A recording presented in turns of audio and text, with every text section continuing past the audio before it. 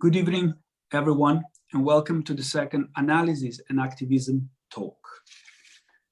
Tonight, we will look at the theme that was the most debated topic last spring.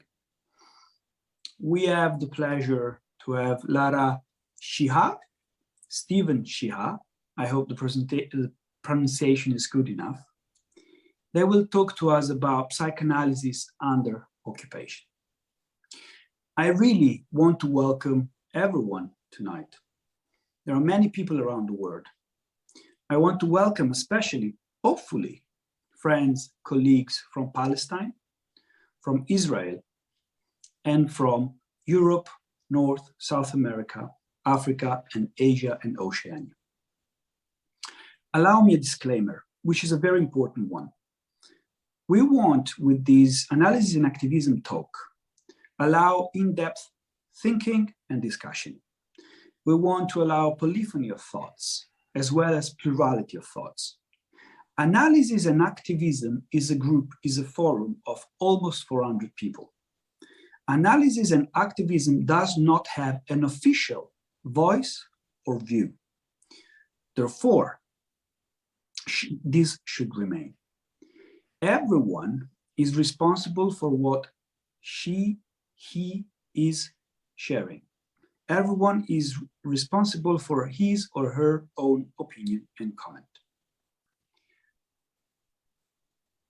I would like now to welcome our friend and colleague, Heba, that will introduce Lara and Stephen. Thank you, Stefano. Good afternoon or good evening, everyone, from whichever part of the world you are or which time zone you are listening. It's lovely to see you all and to see your faces. Thank you, Stefano, and our steering committee for setting up this meeting. And thank you to everyone for being with us for this very special encounter and conversation with Dr. Lara and Professor Stephen Sheehi, though to us he's known as Isfan.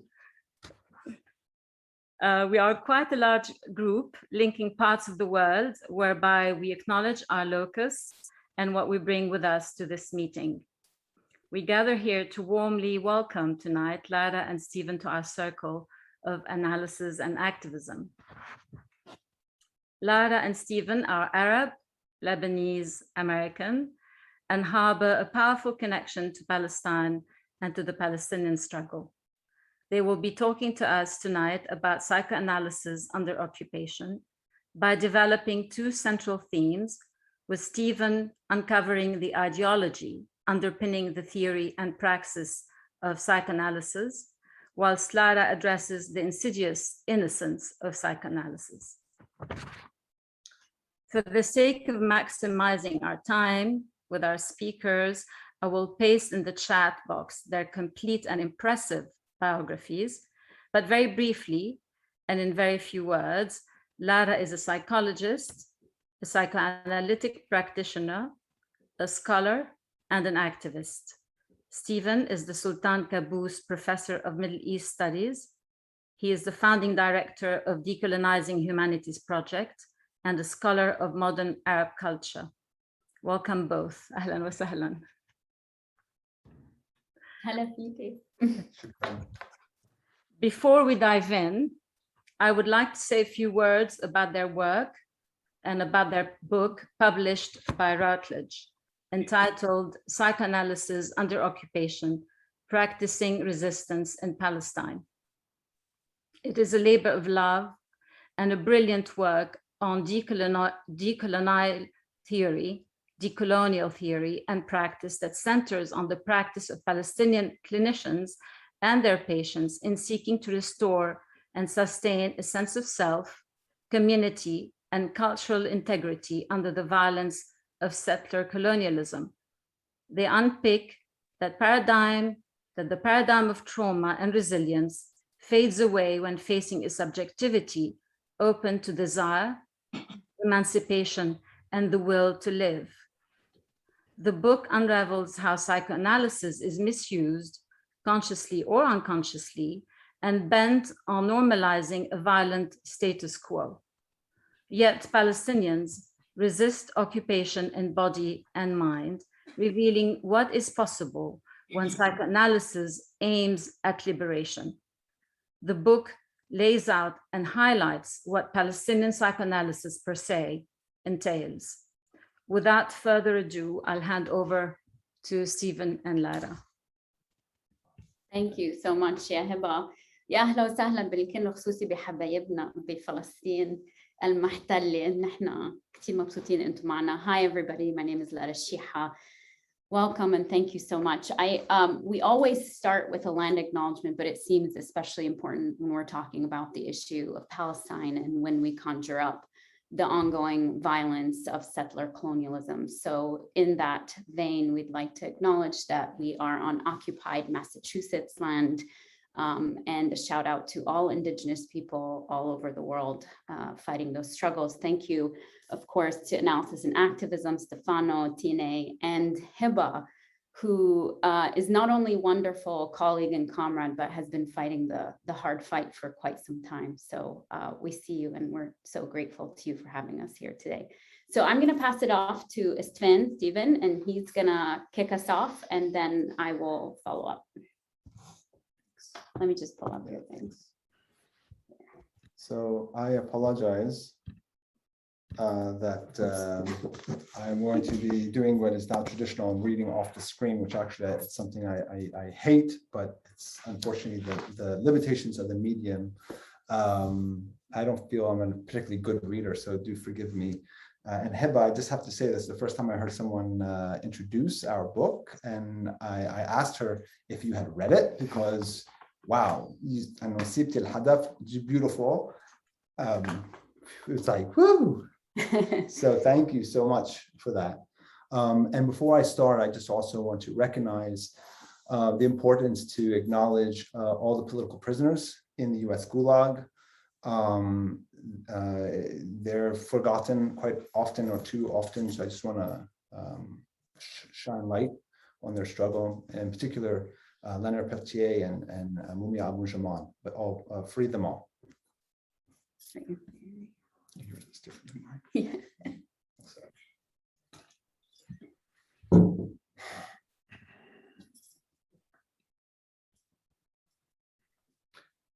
The place where our clinical supervision by Israeli supervisors takes place is an old Arab house in which little, if anything, has changed since 1967.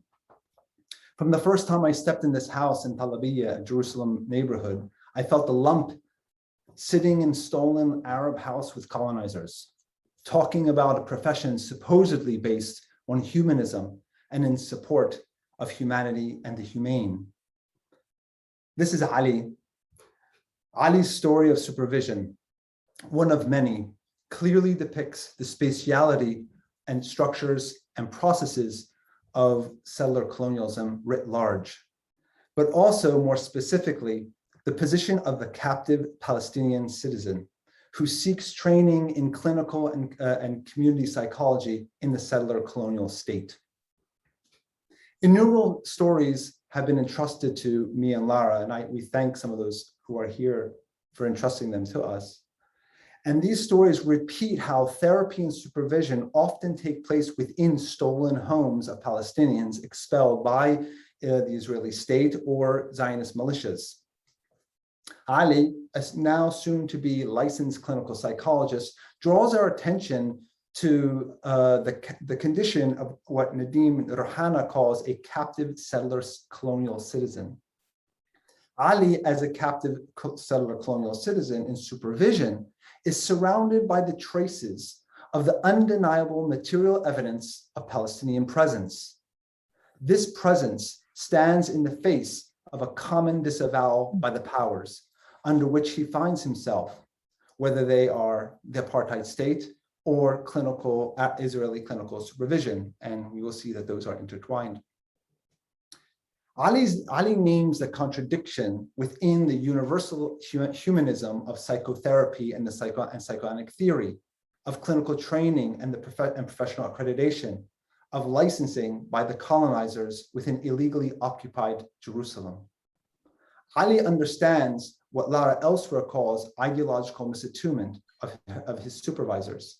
This misattunement is not accidental, but serves willfully and unconsciously very real, pointed ideological ends, both towards the Arab trainee and the Arab patient.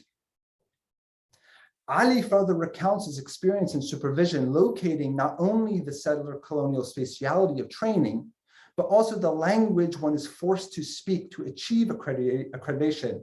And when I say language, I mean both symbolically and the colonizer's tongue.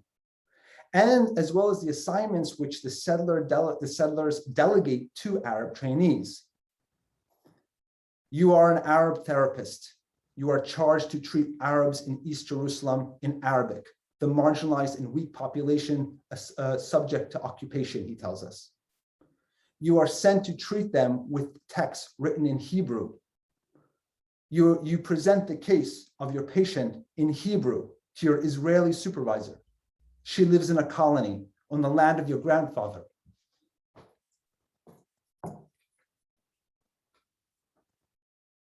She finds it hard to understand you, although she reassures you that she cares about the Arabs. She can't see any need for the therapeutic intervention with this patient because he is low functioning, or in her words, quote, the patient is a simpleton. Ali makes us understand that in which Palestinian trainees, acknowledged only as Arabs, are operationalized to extend the sovereignty of the settler colonial state and reproduce captive settler colonial citizen subjects' lack of interiority. Ali was fully aware and disturbed that he was required to reproduce settler colonial legitimacy and the relations that naturalize it. This is how settler colonial ideology works, where one set of techniques that pathologizes the patient is prioritized over the other. For example, listening in Arabic, speaking in Arabic, and acknowledging the material reality of both the patient and the clinician. Like the inability of recognizing the old Arab home where supervision takes place as a site of psychic violence, of theft, of dispossession, all that was legible to the supervisor, who sees herself as sympathetic to the Arabs, is the primitiveness of the Palestinian patient. In another conversation, Ali describes to us another Israeli supervisor who insisted, despite no supporting clinical material over a significantly lengthy treatment period, that Ali diagnosed the patient from Shu'afat with a psychotic disorder. While Ali attempted to showcase how his diagnosis was in fact clinically counterindicated, how this diagnosis was counterindicated, the Israeli supervisor insisted. Her rationale was that the patient, who had considerable technical computer training, was grandiose. And he was trying to create a computer that would surpass current computer processors in use.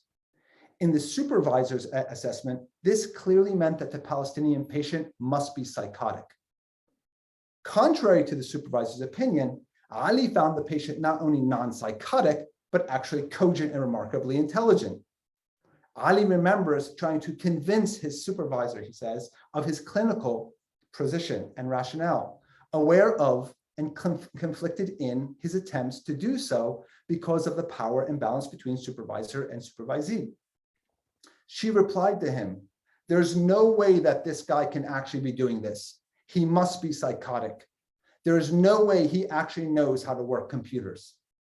Ali confided in us his shock that the supervisor could not reconcile, quote, her Orientalist ideas about Arabs, saying, quote, the supervisor was Israeli. She couldn't understand how an Arab could be smart, like a stereotype of an Arab who was a nobody.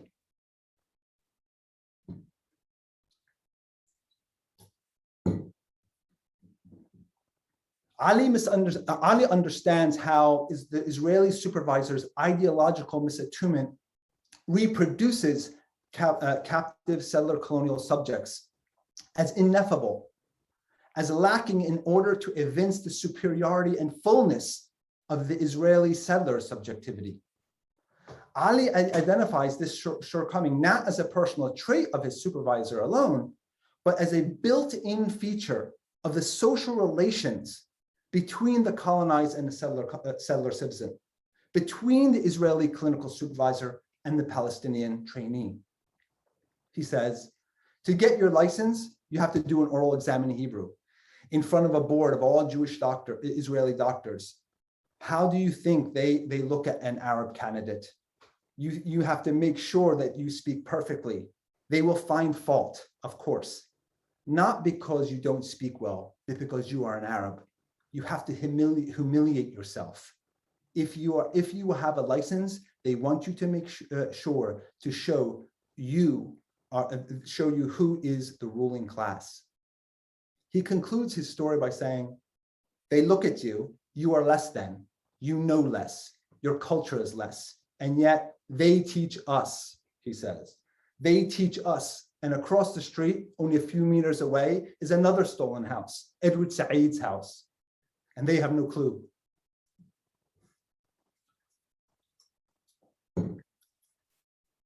They see us as if we come from nowhere. They want to give us the honor of being trained by them so as to help us treat our people, unquote. These are the social relations and ideological valence that authorize the legitimacy of the settler state through consent and collusion of psychologists, psychoanalytic theory, and structures of clinical training. The multiplicities that structure the social and professional relations between the colonized political Palestinian trainee and the Israeli settler supervisor, not to mention the Palestinian patient, are marked by an essential ideological disavows. Ali realizes that the Palestinian trainee is required to accept and reproduce these disavows. The Palestinian trainee is expected to be a good Arab, an appreciative Arab, a Hebrew-speaking Arab, not a bad Palestinian, primitive, Arabic-speaking, and ungrateful, as Fanon shows us.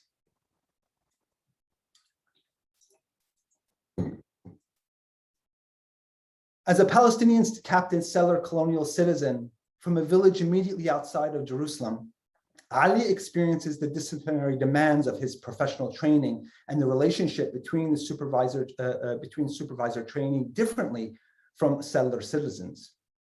The humiliation upon him should not be lost in the pupil's archetypal subordination to the teacher. Rather, sort of like a Rancière sort of thing. Rather, the humiliation of the self-negation form a psychological structure of subordination. The trainee-supervisory relationship is governed by a settler colonial system, an ideological system of imposed sovereignty over psychology, and by extension, over psychoanalysis as a clinical practice.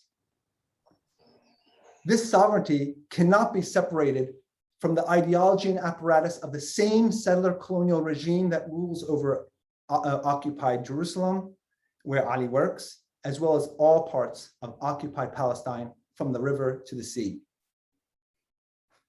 When Ali seeks to practice therapy in service of Palestinian mental health, his psychoanalytic supervisor falls back on CBT, despite otherwise deriding behaviorist therapy.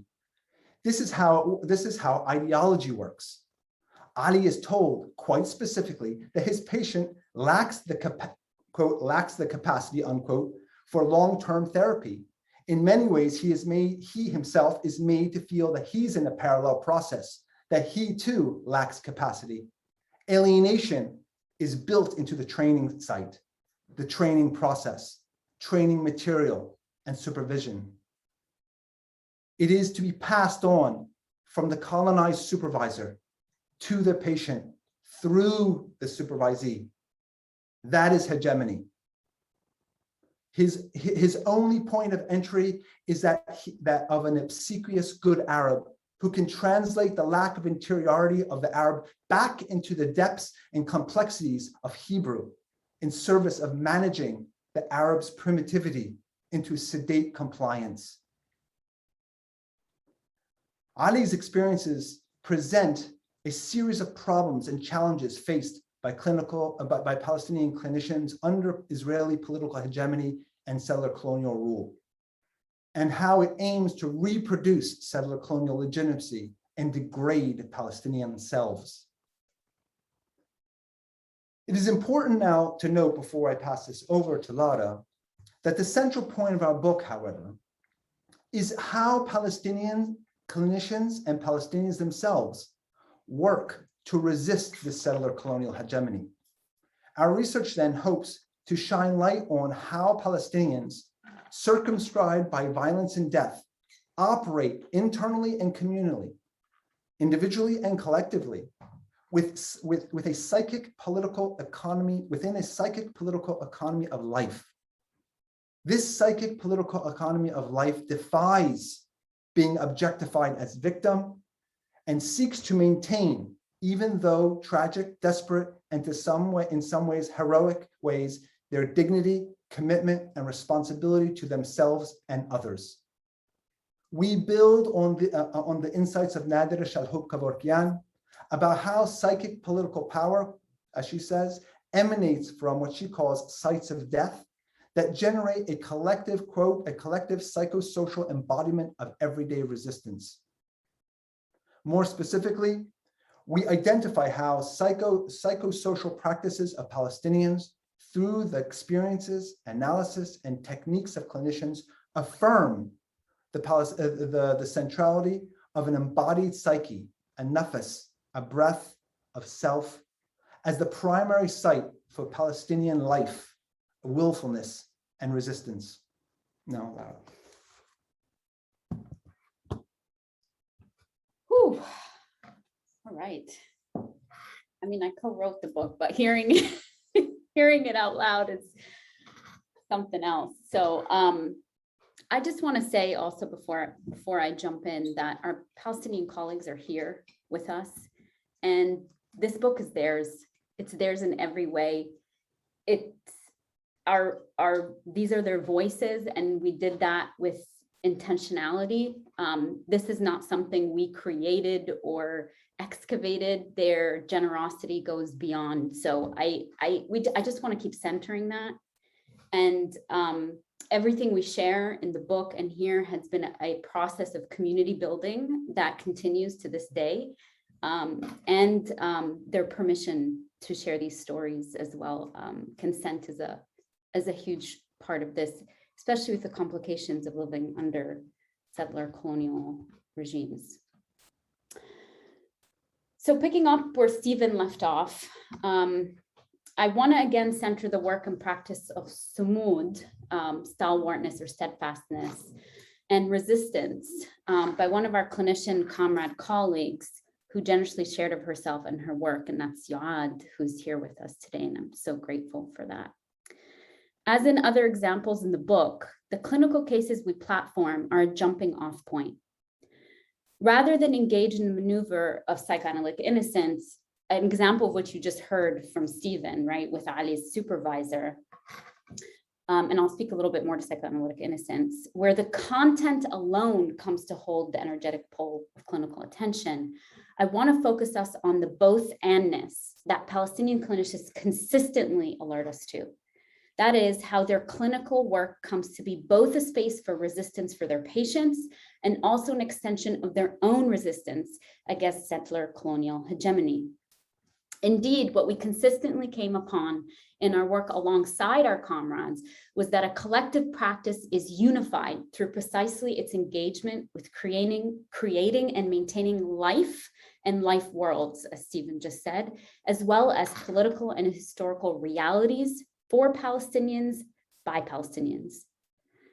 The following clinical example was shared by Yoad a brilliant clinician and wonderful revolutionary soul who holds captive settler colonial citizenship in the Zionist state. After meeting Yuad in Beit Hanina, we continued to have conversations with her and witnessed her speaking publicly and in psychoanalytic groups over subsequent years, conversations that only increased our admiration for her critical insights and her depths of empathy. And I hope this is something she knows without me having to say it. One particular case she shared with us that has stuck with me is that of Amjad, and this is a pseudonym, of course, a man in his early 30s who worked in an Israeli textile company inside the 1948 borders of the state now known as Israel. Though he had a home in the West Bank, Amjad, along with his 3 children and wife, who was a homemaker, rented a house in an officially annexed village near Kalandia out of fear of losing his identity card that allowed him to live and work in Jerusalem. Amjad visited the clinic as he suffered from sensations of a lump or a ball, in Arabic tabi, in his throat whenever he became nervous. Amjad had undergone many medical tests to establish treatment for what he felt was a medical condition, though each medical consultation indicated that his throat was, quote, 100% normal. After a year, one of Amjad's physicians suggested that he seek help from a psychologist. Amjad was initially very embarrassed in the clinical space. And as I'm recounting this, these are Yuad's words entrusted to us, and found difficulty speaking about himself, as well as anything beyond what he continued to feel must be a medical condition. He explained that there were days when he felt the ball in his throat was getting bigger, while other days he felt it getting smaller. Yuad asked him to share with her his reflections and observations about what sometimes made the pain increase to such a degree that he was barely able to speak. She shared with us that he often entered her room with a shy smile and initially waited for her to start speaking. She characterized him as someone who took great care in arranging his sentences and words to make himself understandable. Yuad also indicated that he would often display great difficulty producing words, often experiencing word-finding difficulties, and showed signs of obsessiveness in searching for correct phrasing. She told us that as a result, early in their sessions, Amjad mumbled very short sentences, speaking in choppy words and broken phrases. He would tell her, quote, "My words stop in my throat. They knot up and become a ball in my throat. They suffocate me when they do not come out," end quote. Amjad was annoyed with himself, and Yuad shared with us that she felt that too. She also often felt the ball move from his throat into her stomach, a knot she could not release. Amjad's therapy with Yuad spanned approximately 1.5 years of weekly sessions. She reported initially having been supervised, as in the case we heard from Ali and countless other Palestinians under settler colonial captive citizenship, supervised by an Israeli Jewish psychologist. Yuad noted that while the lore of the institution was such that everyone held themselves to professional standards and believed in the fundamental premises of psychoanalytic theory and practice, she often sensed this collapse of psychic space when her Israeli supervisors, especially in the case of Amjad, tried to theorize Palestinian patients seen by Palestinian clinicians. In the case of Amjad, rather than being curious about the psychoanalytic meanings of Amjad's symptoms, the supervisor insisted that Amjad suffered from an anxiety disorder and that only medication could solve his problem. Yuad felt deeply conflicted by this assessment as she relayed her gut feeling, or what we might read as attuned clinical intuition, that Amjad likely had much more to say. She feared that medicine would potentially preemptively shut Amjad and his exploratory process down and foreclose opportunities to collaboratively read the symptoms as signs of a deeper communication about his experience and being. Sounds familiar, right? I mean, like it's psychoanalysis. Yuad recalled disagreeing with her supervisor openly, despite being painfully aware of the power differential and the potential implications of doing so, which is a theme that we heard over and again. She insisted that she could continue to be curious with Amjad about what he was trying to communicate in the displacement, in the countertransferential space, in the dyad, even if this was not explicitly articulated. This, of course, represented an alignment with psychoanalytic tradition and technique in which she and her supervisor were both trained. Despite this, her supervisor insisted on psychiatric intervention, and therefore Yuad suggested that he consult a psychiatrist, an intervention that ultimately pacified her supervisor, but which Amjad refused.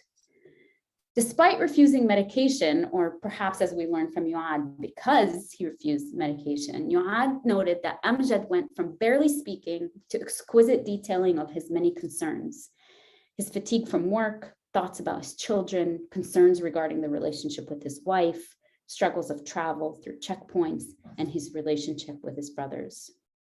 Yuad tells us that she felt confused about the purpose of these details. She understood their literal meaning, but often found herself affectively discombobulated, wondering what he needed from her. She also came to feel suffocated, in her words.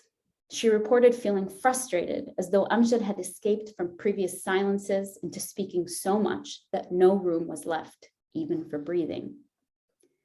As such, she often had the feeling of the room being heavy with thoughts and words that were left unsaid, though they were very much present. In this, she reflected how both silence and speech can be defensive, used to fill up the space, but never reaching the depths of the patient or the clinician, a good psychoanalytic clinician. While Yuad was committed to and engaged in intensive self-reflection herself of the work, she reported that her Israeli supervisor often downplayed her approach and considered her surface work with Amjad as a great success because Amjad had become comfortable with her. Her supervisor also dismissed concern about Yuad's countertransference and was not curious about Yuad's feeling that Amjad, quote, was making a lot of noise with no depth, end quote. Yuad was especially concerned as the ball in his throat lightened as he spoke, but immediately returned and grew whenever the session ended. She felt that she and Amjad were playing a game of negotiation, and yet in reality, there was no solution. Yuad shared with us that often she was confronted with conflicts regarding how to speak about the work with Amjad in supervision. She noted the psychoanalytic importance of having associated to negotiations, especially in the context of Palestine. While she understood intuitively that associations had meaning, especially in the countertransference, Yuad found herself at a loss of how to express this concern to her supervisor, especially as the supervisor did not share Yuad's concerns. Amjad himself was happy that he did not feel any discomfort in his throat during the sessions. However, he stated that outside the clinic, his painful feelings returned and he was unable to get rid of the ball. Yuad noted that this was an important turning point in treatment as it opened up a space for her to ask him about breathing in real time without being bogged down only by talking. More specifically, she told us that with this opening in the material, she'd asked him to put aside the distracting notes he had taken to bringing into session and talk about his difficulty in breathing with specific focus on when he was feeling suffocated.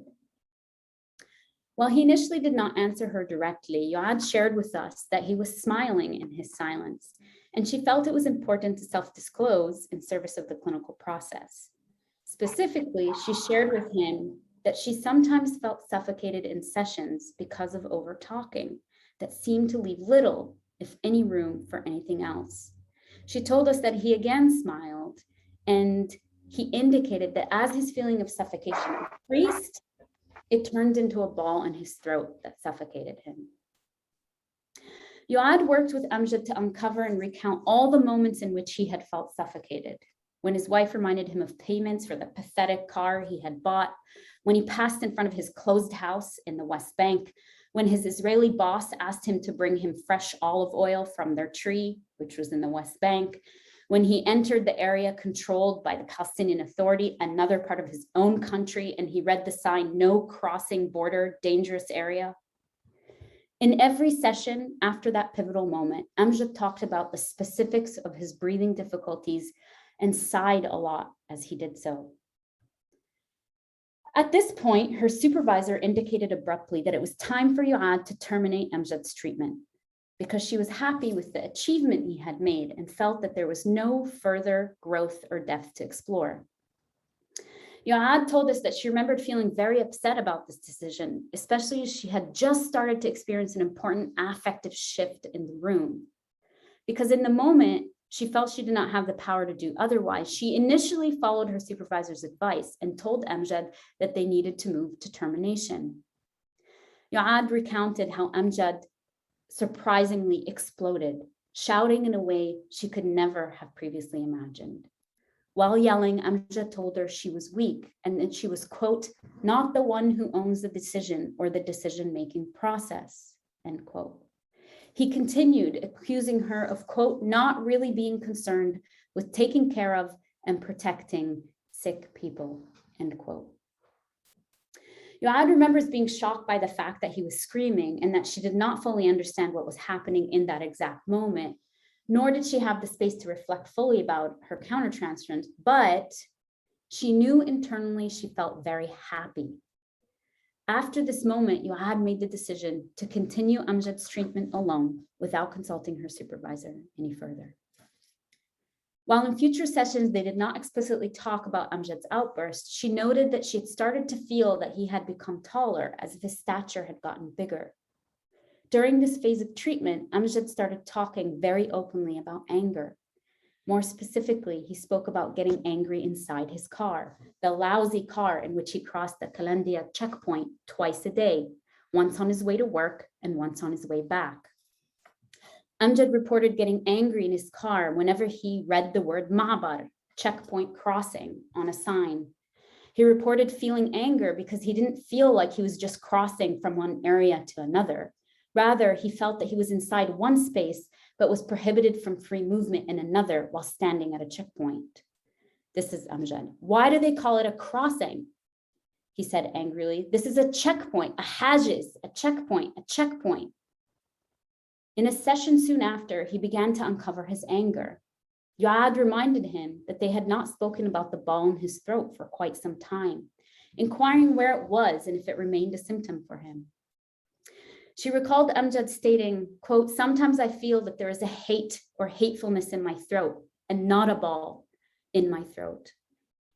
This is when she decided to ask him who he hated, to which he responded, I hate myself. After a moment of silence, Yuad said Amjad opened up about an incident that had happened 2 years prior. He said that he had taken his 7-year-old daughter in the morning with him on his way to work as she'd wanted to meet with a friend in Jerusalem. He remembered that his daughter was very happy that morning as she'd been fantasizing about this magical day with her friend for quite some time. He recalled that she wore a beautiful new dress the night before out of excitement and put flowers in her hair the morning they set out. Amjad further shared that his daughter was singing throughout the trip in the car, bouncy, bouncy, bouncy ball, bouncy, bouncy over the wall. When they reached the Kalandia checkpoint, Amjad was surprised to see tear gas and a confrontation between the occupation army and protesters. Worried about his daughter, he tried to reverse, but his car was stuck in the midst of hundreds of cars, all trapped motionless. The situation was increasingly frightful for a quarter of an hour, after which it completely calmed down. But the occupation soldiers closed the checkpoint and prevented the cars from moving, as happens very often. Amjad recalled that his daughter began to cry uncontrollably during this time, and that he was hugging her the entire time, trying to calm her and contain her fear. Eventually, she told her father she needed to use the bathroom. Amjad was not convinced that they would be allowed to access a bathroom, but got out of his car to inquire as his daughter's crying was escalating, and he could tell she was in considerable discomfort. Amjad told Yuad that he waved down a settler soldier, telling him, my daughter needs a bathroom. Instead of responding to him, the soldiers ran towards him with their weapons raised. He said, I raised my hands towards the sky and shouted at them, she wants a bathroom, please let me pass. The settler soldiers yelled, get back in your car, get back, get in the car. Tell your daughter to piss herself in the car. All the while, his daughter continued to cry, Baba, Baba, I need a bathroom. Amjad recalled getting back in his car, hugging his daughter, and with a trembling voice telling her, do it here, Baba, do it quietly here in the car. He remembered how at that moment, his daughter's screaming stopped as the smell of urine spread. Amjad looked at his daughter and found her shedding silent tears. He hugged her as he drove them home, and as he looked at the checkpoint gate, he remembered the cheerful song of his daughter at the beginning of the day, bouncy, bouncy over the wall. We are not you, ball, after which he immediately felt a ball stuck in his throat. Yoad remembered how Amjad finished describing the incident and witnessed tears flowing down his cheeks for the first time. She remembered tears rolling down her own cheeks as well, as she also became aware of what she calls a wheel in my throat as they ended the session. I'm just going to take a moment to breathe. Yeah. Yoad, are you okay? Good. Okay. This case is super important for many reasons, not the least of which is the exquisite distilling of the banality of violence enacted daily on Palestinians, whether patients or clinicians. Yoad tells us that Amjad's treatment was one that she'll never forget ever in her life. She confided in us saying, I often remember Amjad. It guides me professionally, privately. It changed me in the way that I practice. The effect of this case on Yoad is what we focus on in our book, and I'm hoping here too. It encapsulates the condition of the Palestinian as an extension into the clinical and the clinical into the personal and social. But more specifically, it allows us an opportunity to acknowledge how Palestinian clinicians refuse to erase the signs of Zionist settler colonialism embodied in the clinical space, both in the therapist and the patient, no matter the systemic pressure or the demands from supervisors, for example, to reduce patients and clinicians into primarily behavioral beings with no depth and interiority. In a depoliticized condition, one might say that Amjad's psychological symptoms are experienced physically without any medical basis. The Israeli supervisor identifies the symptom as a conversion symptom, as a symptom of an anxiety disorder. She sees him primarily as a resistant patient who refuses to speak, to articulate thoughts, or to open up and be honest. We call this, myself and Leilani Salvo-Crane, as ideological misattunement that saturates psychoanalytic thought, analysis, and treatment. An inability to identify processes precisely because the analyst or clinician is implicated by and imbricated in the ideological matrix in which the patient is also entangled. This exemplifies what we have termed in this book psychoanalytic innocence. Psychoanalytic innocence works in concert with the logic of settler colonialism and occupation, denying the everyday violence enacted on Palestinians and conveniently forgetting how this is also structured by the unconscious. Deployed in this way, psychoanalytic innocence is particularly insidious because it simultaneously forfeits psychoanalysis' supposition of unconscious process and structure while also ignoring material reality. Psychoanalytic innocence pervades the ideological position of the practice, the theory, and therefore the relational space of psychoanalysis in Palestine and in every other settler colonial condition. To bring it back to our talk today, if following Fanon and others, we understand psychoanalysis as being primarily a method and practice of reading, organizing, and translating the unconscious individually as well as collectively and socially, then the mechanics of psychoanalytic innocence work to at once obfuscate this process and insist on the fact that obfuscation is not happening. So therefore, it maintains innocence. This process is not individual, as Ali also knew, or individualized, but rather is structural and is a constitutive piece of theory and practice deployed to preserve psychoanalytic practice as is, especially in the settler colony.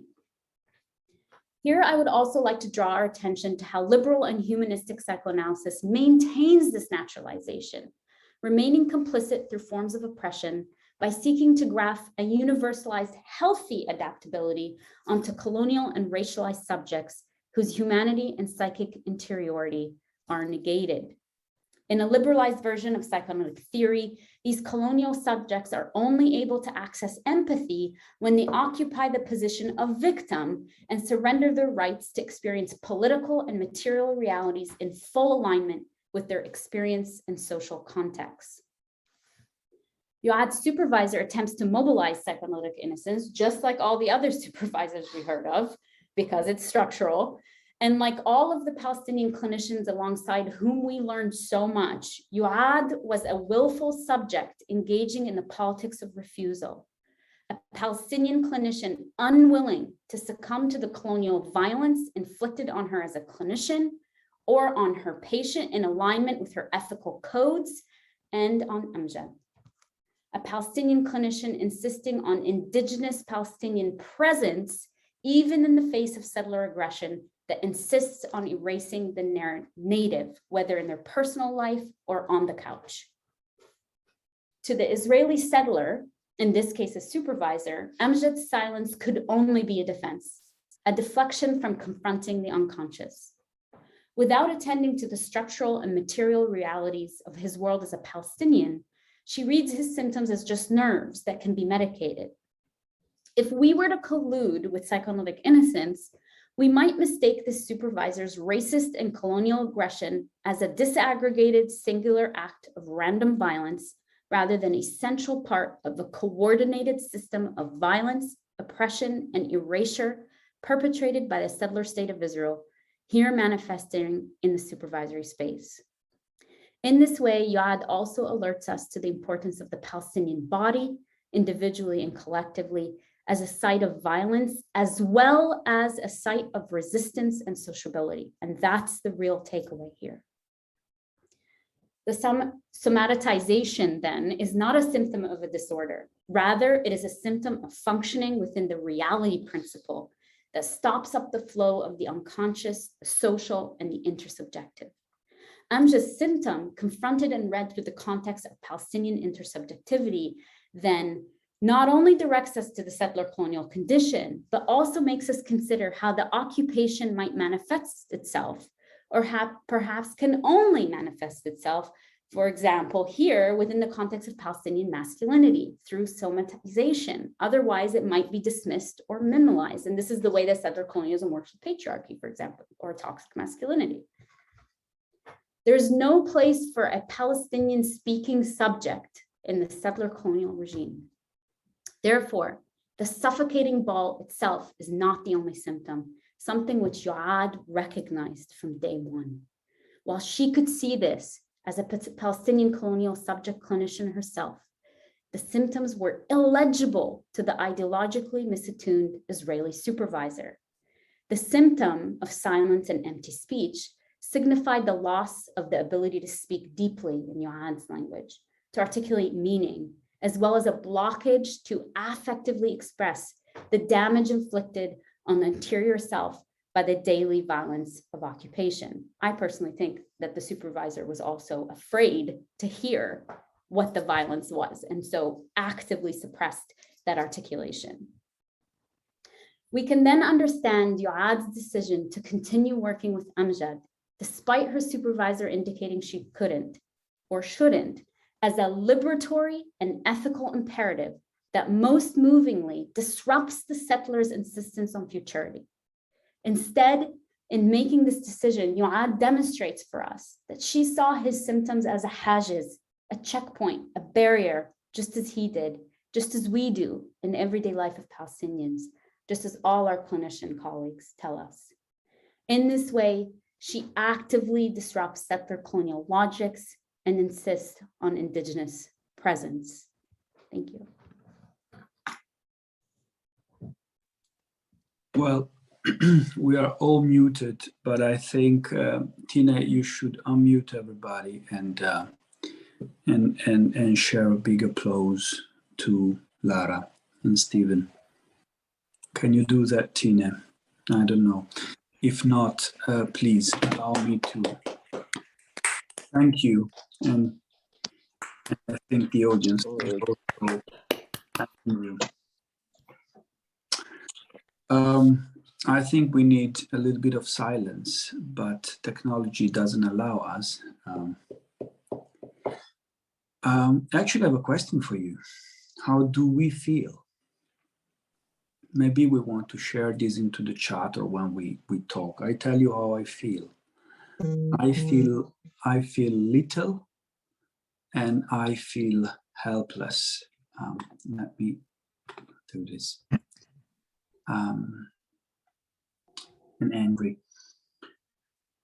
Okay, we are more than 50.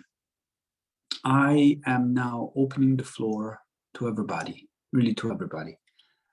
There are many, many interesting colleagues, people, friends in the audience.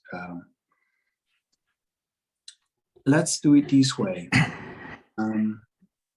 If you have a question, if you have a comment, whatever, please use the function raise your hand, and I will call your name so that we can do this a little bit with order. Thank you again, Lara and Stephen, for sharing this with us. I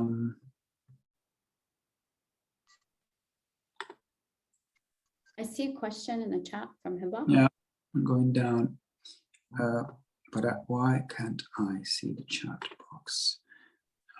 Well, whoever have a question is from Eba. Eba, unmute yourself if you are muted and go on. Thank you, Stephen and Lara. I mean, it's nothing really new for me, but it's to hear it this way and to see Yuad in the audience deeply moved, and thank you. Thank you for saying no to the supervisor and continuing to work yourself with your patient.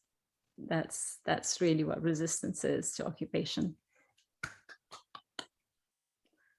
My question is, would you please elaborate on the history of psychoanalysis in Palestine and how connected to political Zionism has it been? Thank you. Sure. I'll just briefly, I mean, that's a big question. I'll just briefly answer that in a couple ways. One of which is it's intimately, psychoanalysis is intimately at one level entangled within the history of Zionism and settler colonial project. A lot of the earlier, pre-Nakba Zionists were somehow connected to Freud, and some directly, or to his circle. I do have and of course, in terms of the Jewish science, et cetera, but I do have one hesitation that I think we make an assertion in the book, is that the history of psychoanalysis is written in a way that there's no place for Arab. That actually reproduces the way in which psychoanalysis is practiced in the settler colony and elsewhere. Because if you read someone like Omni al-Shakri's work, there's actually a tradition of Arab engagement with psychology and psychoanalytic theory. It's diffuse and pushed aside and marginalized, but it's there. And that also happens to be connected with what was happening in Palestine as well. But of course, to talk about the history of Arab psychoanalysis or Arab psychology, or Palestinian psychology, I should say, we have to connect it with Arab psychology, right? So there's a sort of a way in which we have to resist the Zionist project of not allowing Arab to use Palestinian, but also only terming them as Arab to erase their Palestinianness. Because in the end, Palestinians are Arab, and they're part of a larger Arab world. This Arab world was, dismembered under colonial violence with Sykes-Picot and the Balfour Declaration. So when we think about the history of Arab psychoanalysis, we have to think about Palestine in the context of its natural context that was violated but through colonialism in the 20th century. So I would like to say, yes, certainly psychoanalysis is intricately interwoven into the settler colonial Zionist settler process. Israeli psychologists maintain hegemony over psychoanalysis because it's the Jewish science and because Zionists want to claim propriety over all things Jewish. But on the other hand, I would also push back and say psychoanalysis has a tradition in Arab Palestine that is always being pushed aside, buried, and it's our work to try to find those pedigrees and those histories. And what I would say is that you don't have to look very far. Our clinician comrades are practicing psychoanalysis every day, right? And this is, as somebody who teaches psychoanalytic theory, it's a matter of what psychoanalysis becomes legible and what not. What is purely psychoanalysis and what is not psychoanalysis? And what our Palestinian colleagues practice every day is this indigenous psychoanalysis, and it's an indigenous Palestinian psychoanalysis that has been written out. And so it becomes an overlay, just like settler colonialism becomes an overlay over Palestine in the present, not just as a past. We see the same thing happening with psychoanalysis and psychoanalytic theory. So there's always this question of, well, what does psychoanalysis look like in Palestine? Is it different than a psychoanalysis in that? And, you know, obviously the complexities of social location are always different, but it is a matter of what are the structural ways in which we see certain psychoanalysis, structures of psychoanalysis, and we unsee or displace or forget entirely what has long been a practice and a renegotiation constantly of what psychoanalytic practice looks like. If I can add something on this, of course, psychoanalysis is a very clear term. I really like to use another term that is psychagogia. It means accompaniment. And what you describe is really this. The therapist accompanied the patient. We don't know where. Maybe it's successful, maybe it's not successful, but maybe also changing the terms might help. Flavia Donati just shared a comment. Flavia, would you like to share this with everyone?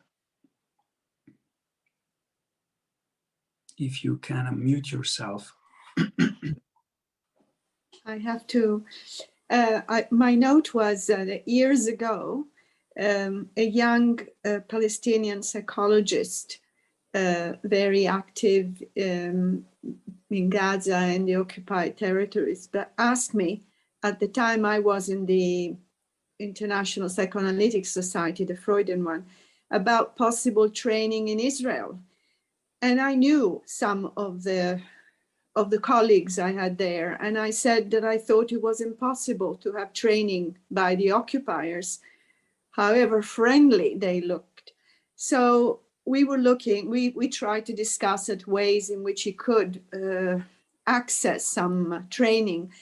But are there now possibilities that then were not possible? Thank you for the question. And I also would just want to note that I feel like there's still a lot of affect in the room, so I will invite that as well. But yes, so let me start off by saying that if there's a dearth or what might be seen as a lack of psychoanalytic training within historic Palestine, it is not because Palestinians don't know psychoanalysis. It's because the logics of settler colonialism make it such that the Israeli state owns all the institutes and sort of lays claim, like Stephen was just saying, about who practices and trains legitimate psychoanalysts and who doesn't. So that's number one. It's naming the condition that would say that the only way to be a certified or bona fide analyst is through under occupation, right, under the conditions of occupation.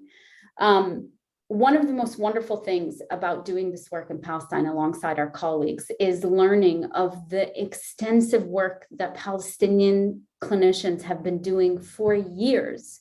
We did not, again, this is what we say, we didn't invent this. We came in and they generously shared all the practices and the clinics that they have been working on and the networks that they have forged across historic Palestine, despite the checkpoints, despite the apartheid wall, despite the violence that is done. Every day they've been working on this process. So, but in our one of our chapters, we actually detail all the clinics across historic Palestine that have been working on this, culminating, and I'll let our Palestinian colleagues also speak to this more, they're here, in a global Palestine mental health network. That the sort of stance of that is that at this point in time, we can no longer just rely on the settler state to offer trainings, to offer, to narrate the experience of Palestinians and Palestinian clinicians. And so these clinicians across historic Palestine and in the diaspora have come together and made a network where they speak and narrate their own experience and do trainings. Many of you might have attended some of these trainings and have heard them speak to their own experiences. There is one clinic in Nazareth, in Nasira, the Ma'na clinic, that is led by Najla Al-Asmar and Mustafa Qasuqsi, and they are right now the only Arab-speaking clinic in settler and under settler colonialism that teaches psychoanalytically oriented clinical training in Arabic to Palestinian clinicians. And that is something that might not have been there, Flavia, at the time that your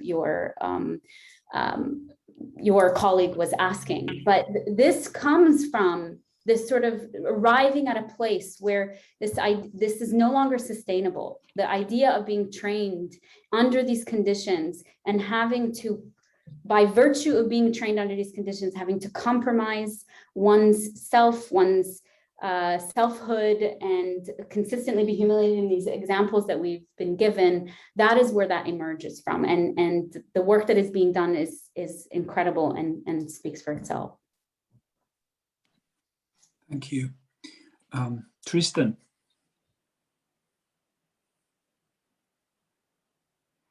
Can you unmute yourself, please? Yeah. Yes. Okay, wait a minute.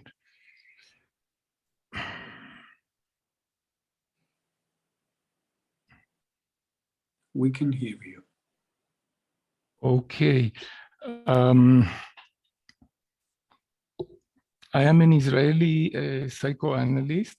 I came from South America as an immigrant a long time ago. First of all, I'm grateful to Stephen and Lara for your deep and honest presentation. It was very painful to hear, but I'm used to hear painful stories. I work as a volunteer in the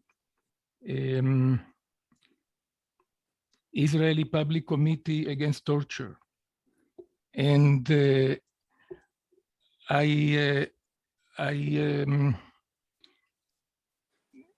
I work there as a psychiatrist, generally, and I can call myself a witness of the enormous suffering that Palestinians go under occupation, and hear the detailed stories of humiliation, beatings, torture, and which are very typical of this situation. Relating to your presentation, I would like to say that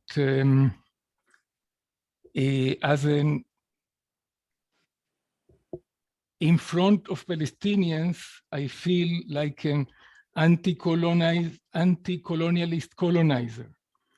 I know that my Palestinian colleagues and Palestinians living under occupation, nothing will help. They will see me as a representative of colonialism. But I want to say there are quite a few Israelis that try to cross the border. The border, not only the borders built by checkpoints, but also the borders that are created by paternalism and seeing the Palestinians are as inferior sometimes, not very differently to how Israeli Oriental Jews that came from Arab countries, and in the past they called themselves Arab Jews. Sometimes I looked as paternalistic. I dealt with paternalism. I would like to say to Stephen that I think you paint things in black and white. I think, let me say that the occupation for me is a black and white issue. But when you talk about settler psychoanalysts, or I think there are many Israeli psychoanalysts that they would like to have a Palestinian candidates in their associations and relate to them as equal. Maybe it's impossible, I think, but there are quite a lot of people like me that that try to do their best. I organized together with other Israeli mental health professionals meetings with Palestinian mental health professionals. Not all of them were ready to participate in these meetings. This was in the occupied West Bank. But just a second. I'm just sort of mindful of the time. Would you mind if we answered and then give other people a chance? And if you still have something else, follow up. Okay. I just want to say that I would like to, I don't deny the terrible situation of colonialism, but I would like you to leave some space for Israelis to relate, to try at least to relate differently to Palestinian patients and colleagues. That's what I would like to say. You want to go first? I'll go first only because I don't know some money. Okay. Just very clinician. I'll let Lara talk as a clinician, but because you mentioned me, I'll just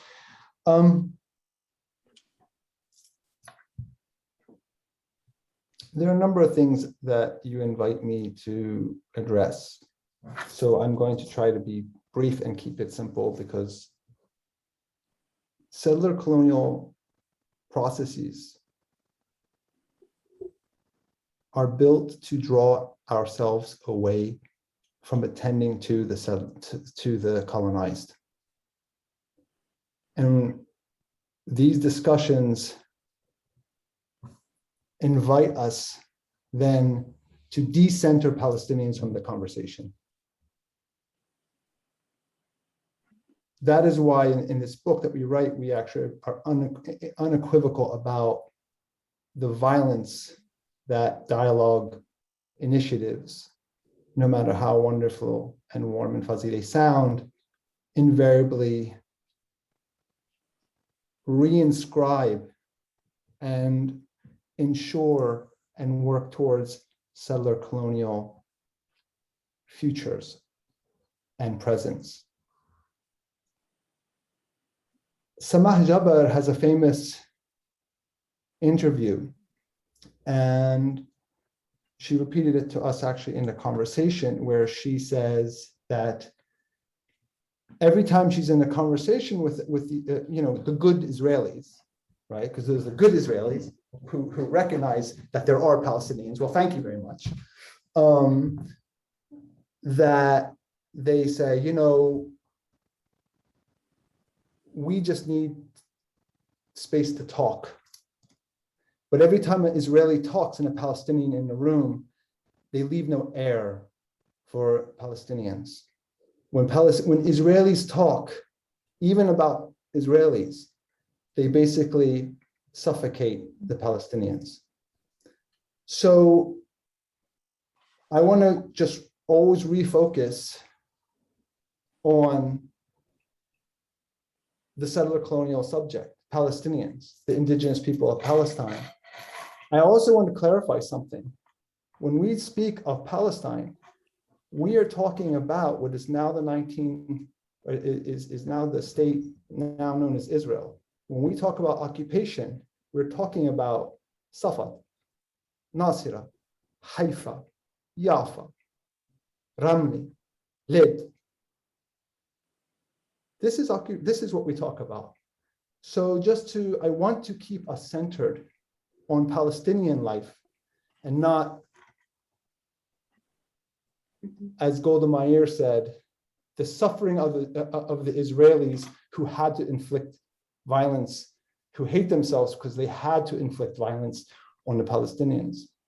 And only to say this, and I don't mean to relieve anyone's guilt for sure, it's just to say that what we're saying is all solutions and all processes are collective. Ilana Lach is an Israeli, and I would go into the trenches. Into the trenches with her. Into the trenches with her. She's amazing, but she's in our association. We are talking about collective issues here, and not individuals, which distract us from thinking about Palestinian conditions. Which comes into what I was going to say, and then I see several hands up, so I'm going to shift directly to you, Yad, when I'm done here. But I want to just pick up, and I'm speaking as a clinician here, and I'm speaking as a clinician who's talking on occupied land in a settler colonial condition. And what I consistently tell my students when I supervise them from a psychoanalytic perspective. You said that the Palestinian clinician or supervisee or patient might see you as a representative of the Israeli state. You are a representative of the Israeli state. They see me as the... Yes, but let me finish. They do.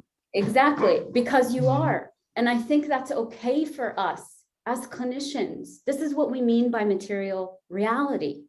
And that you will always be a settler in Palestine. You might be a settler on the right side of history, fighting for Palestinian liberation, but that does not eliminate the material reality that you are a settler in a land that was stolen from Palestinians. Much like I am a settler in this settler colony, there is nothing that detracts from my dedication to land back efforts, to Al-Auda, to everything that I fight alongside my indigenous siblings here in the settler colony. But it detracts from material reality if I get into the practice of saying I am not a settler just because I'm fighting those battles. And I think that's important. It's important for us as supervisors. I'm speaking to the clinicians in the room right now. When we hear these stories of supervisors, there is a seduction to separate ourselves and call on our goodness and that we are not that. But when we are talking structurally, there are settlers and there are indigenous people, and that is not splitting. That is a reality principle, and that's okay. It's okay for us to contend with that. I'm going to shift to Yad now. Your hand's been up for a while. مساء الخير للجميع. لارا وستيفان وأصحابي وزملائي في فلسطين ملي ورنا وهبة وجميعكم.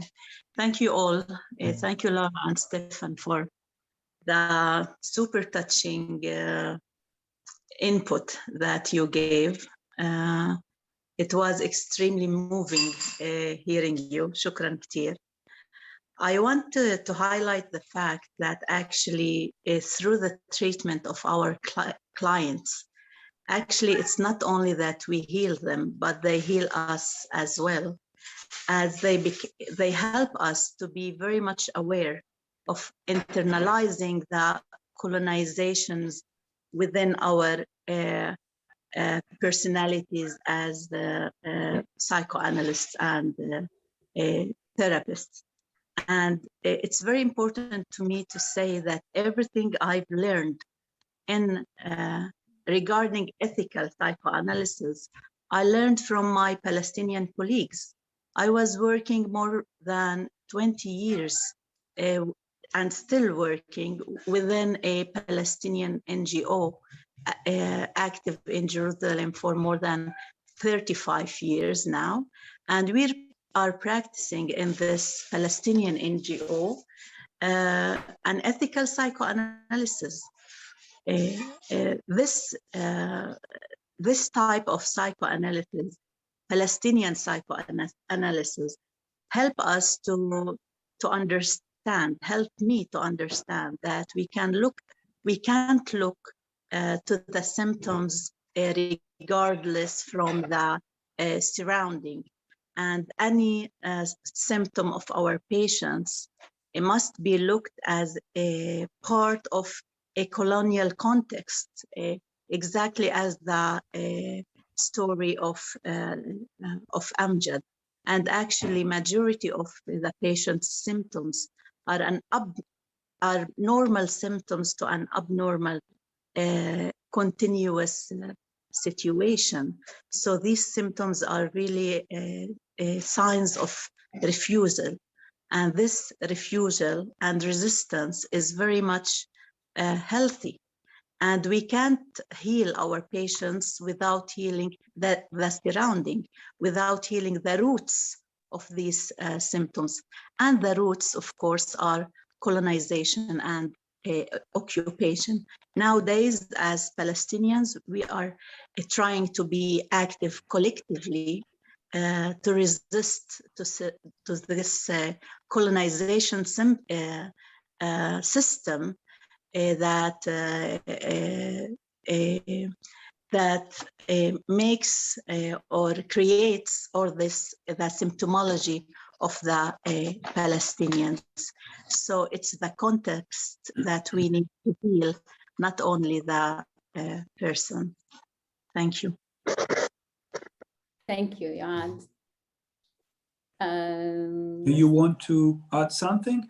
Otherwise, I would suggest, I don't know who raised the hand first, so I apologize. It's in order on Zoom. So Razan, Nora, and Andrew, and perhaps then we see if we want to wrap up or continue.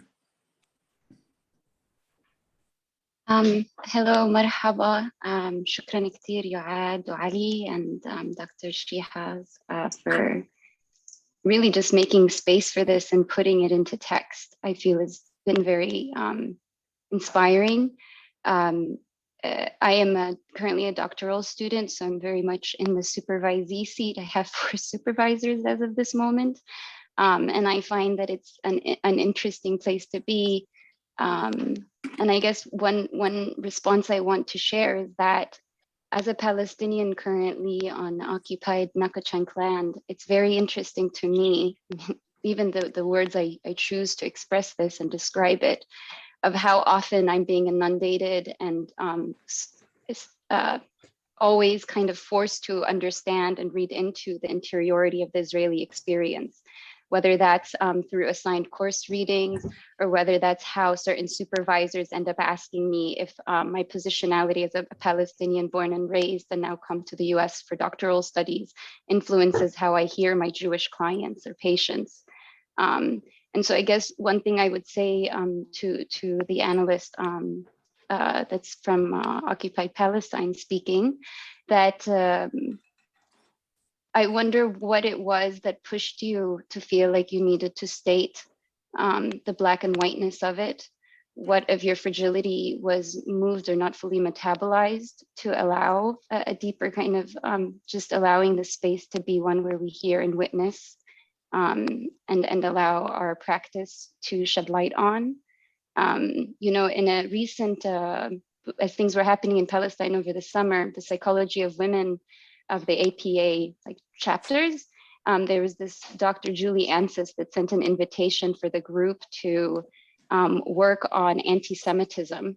And so I was like, yeah, this is something I'd be interested in. I'm a member of the Psychology of Women chapter of APA. And I had to fill out a survey, and then I was excluded from attending these meetings based on the fact that I identified as Palestinian. That wasn't explicitly stated, but I had another friend that doesn't have those same demographics apply, and she was included in that space. And so I guess one question I have is like, why is it always on the side of us requesting Palestinians bend over backwards and fragment ourselves to feel legible? Sorry, I just heard a shriek. Yeah, that's where I'll leave it. And thank you again for all of your labor, emotionally, intellectually, and I'll say that affectually definitely moved me to tears. So thank you for that space. Thank you. I feel like you answered the question, right? And I want to invite us to sit with the evocative statement that you just called us into. I don't feel a need to respond. I hope that all of us can hear what Razan has just said, that demonstrates the movement that happens, what we might call the settler moves to innocence that happens, and their embodied material, where they land on people. Razan is the person who is so generously shared with us right now. So I want to leave it at that. And if before to give space to Nora, Razan, please join Analysis and Activism. It's not an IPA thing, but maybe we can have more discussion on that. Nora, it's up to you. Echoing Razan's words, I mean, just putting all this into words has been so useful. I come at my question from an Arabic literary background, so I don't have some of the technical terminology, and I'll try to keep it brief because I know there are a lot of clinicians with excellent questions to ask. So you guys have talked about the sort of structural framework of psychoanalysis and the sort of inherent problems in there. And I have some more sort of digging down questions on the tools of psychoanalysis, right? The diagnostic frameworks, the interpretive frameworks that all sort of came out of a place and a time. And I'm wondering if you can share thoughts or examples of how some of those might or might not work when you talk about the sort of Palestinian psychoanalysts who are creating a Palestinian psychoanalytic kind of framework. Do some of those tools have to shift? How do they shift? How do you take the kind of toolkit that's been developed and transfer it over, or does it get thrown out the window? And what are the sort of mechanisms at work moving from the macro down through some of the toolkit? And thank you very much. So Noura, I come from the same background as you, and I just want to alert you that you actually potentially threw in like a massive, like provocative bomb, because I'm supposed to be like, yeah, like Kleinian, that's the way to go. That's what works, and that other Lacanian stuff doesn't. Right? I will only say this, and this is not in the book. It's actually from our discussions that Lara and I have over toast and coffee, and it's just that we constantly are asked to think about whether or not psychoanalysis as a theoretical framework and a practice is inherently violent, inherently a tool of colonialism or not, right? And this is kind of also just what decolonial, I think, movements are thinking about how and when do we use theory, and how do we actualize theory and enact theory, if it sounds Western or not Western. And I think what we try to do in this book is to, number one, is people like Yohad and Ali and Wadad who are here, and so many others. They're incredibly competent therapists, which of course goes against the racist stereotype that Ali was talking about. Right? That Ali is going there and is schooling his supervisors, plural, right? So at one level, so it's not about necessarily efficacy of treatment. It's precisely how theoretical deployment is always wrapped up in structures, mobilizations, enactments, materializations of power. And in this case, it's settler colonial power, right? So I do believe that there are some tenets of psychoanalysis that might be challenged. For me, myself, as a decolonial scholar, it's obsession with individual selves, right? It's moved to getting healthy people. And I think this is what Yaad was saying, that there is no healthy self. That itself, the monadic self, is actually a structure of violence, right? Alienated from everybody around them as a healthy goal. So I would just I don't know if this is too broad of an answer, but I just think what we're trying to do is think about how these clinicians actualize these tools, localize them, indigenize them, right, for their own communities, but also to stave off the violence in which they are constantly entangled and invited to reproduce. I don't know if that's too broad of an answer. And I would just add, no, I like the answer very much. That's why I wrote a book with it. I like you. So what I would say also is that I've become really interested even in sort of contemporary psychoanalytic circles. And I think being in psychoanalytic spaces a lot, I'm always intrigued by how analysts will always displace like, oh, this school does this, but we don't, right? So the question is, when do psychoanalytic tools no longer have utility? And that's our clue about what is happening, right? When there's like a regression, and we hear this in Ali's stories or Niad's stories, when like even the pronounced psychoanalytic clinician forgets psychoanalysis, forgets the unconscious, retreats or regresses to behaviorism.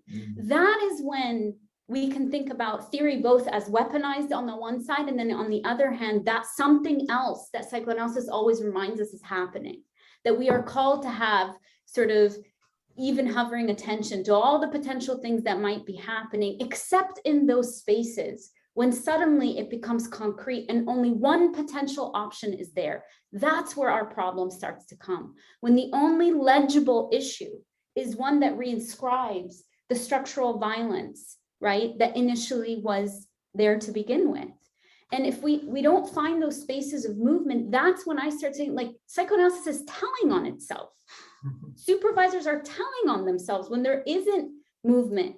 When I want to platform Razan's voice just a little bit now, when a supervisor asks a Palestinian, how does your Palestinianness affect your countertransfer towards your Jewish patient, but doesn't ask the same of a Jewish supervisee.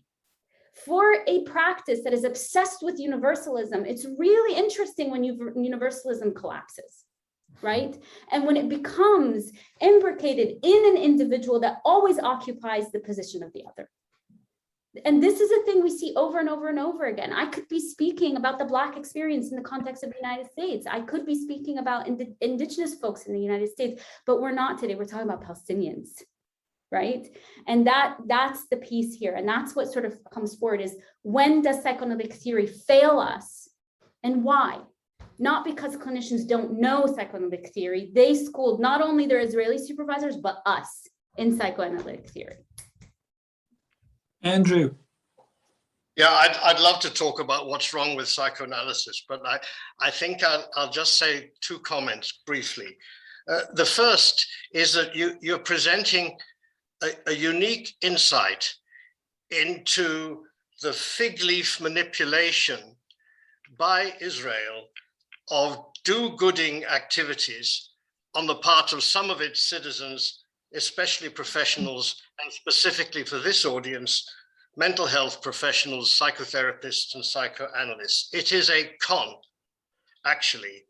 I mean, I'm not saying that nothing is imparted.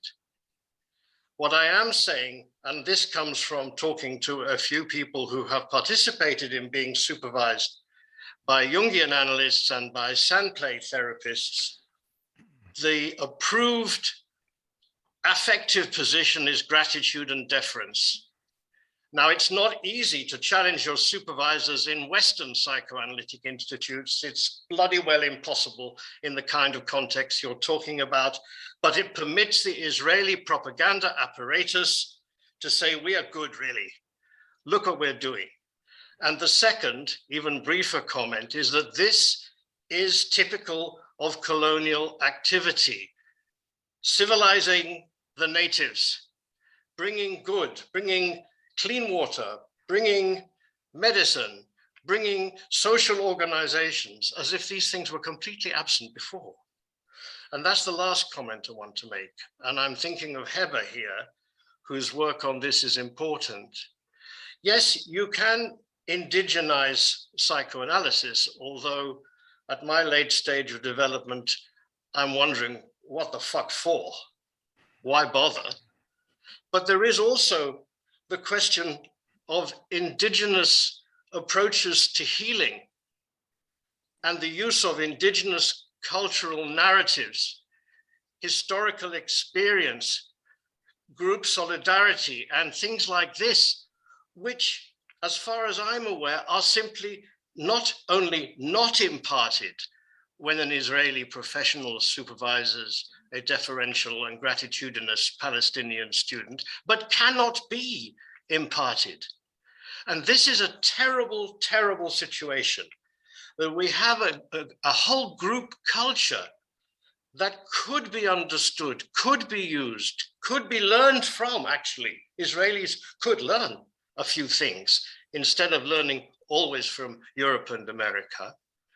That is completely being overlooked. And this is also the acme, the heart of colonialism. We are almost over. Sorry about this. Lara, Stephen, how do you feel? Usually with my hands. I just want to respond as we sort of, you're such a dork. This is where I want to sort of respond as a way of refocusing again, that these are logics, a logics of a system. I think that's what Andrew's sort of getting at, right? A logics of a system. And I want to say that Indigenous people have been telling us this for ages. Palestinians have been telling us this for ages, which is why it's so important for us to say that this book didn't invent this, right? That people like Heba, like Yuad, like Wadad, like Ali, like Najla, like all the people that were so generous, they've been doing this for ages. And that is a really important piece to say this. But to go back to your point, Andrew, about the logics, is that there's a psychotic process that's involved in that logic. Because it's not just about the magnanimity of giving water.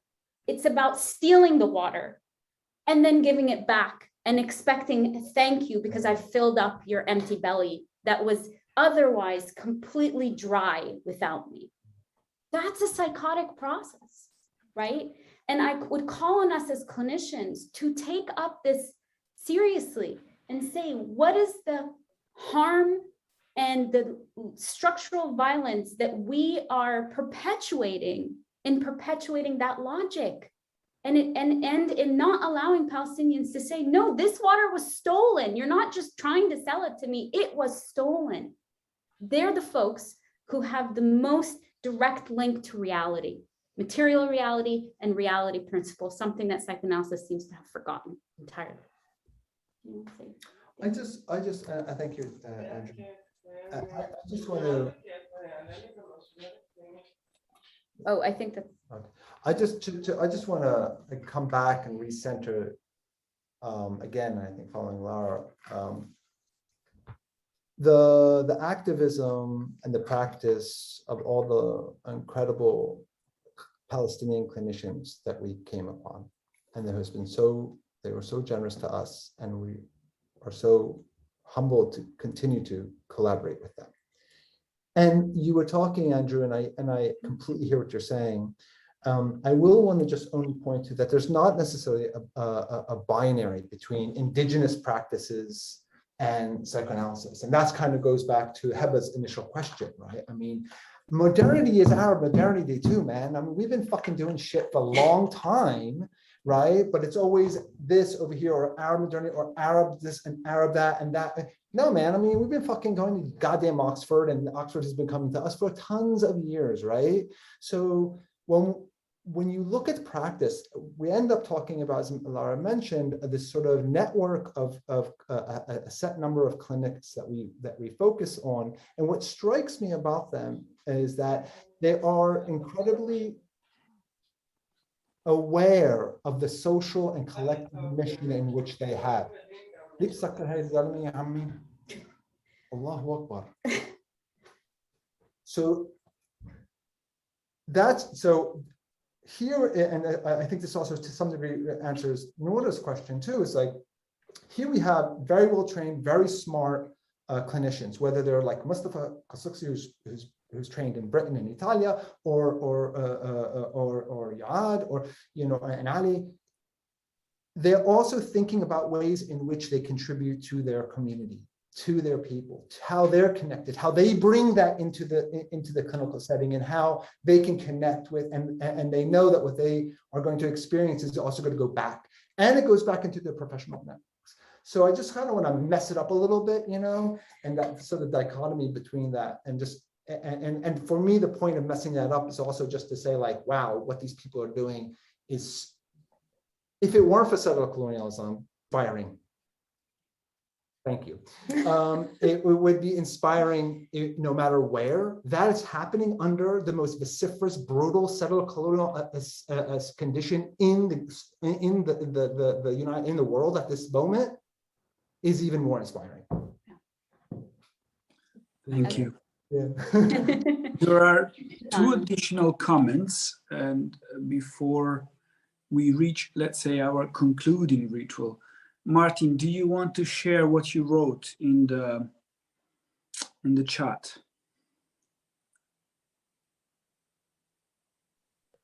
I don't think I need too much to expand upon it.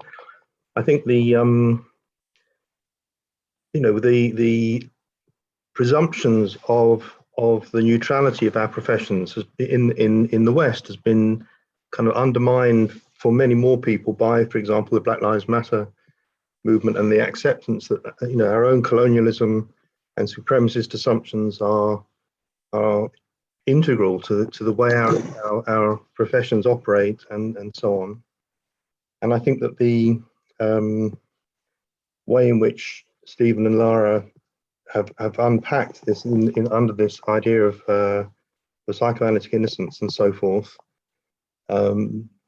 just undermines the whole sort of ideology of psychoanalysis as a neutral discipline outside of society and so forth, which I think are the grounds on which those of us who argue that our institutions should take a position on settler in this particular context are rebuked or are rejected. And I just think there's a very useful and helpful contribution on that sort of political level. Thank you. That's all. Lara, Stephen, do you want to add something on this? Thank you, Martin, for all the work that you do, Martin. I appreciate that. Eba, you wanted to share something more. I did have a question, but I think we heard the answer and different comments, so it's fine. I also would like to thank Andrew for what you said.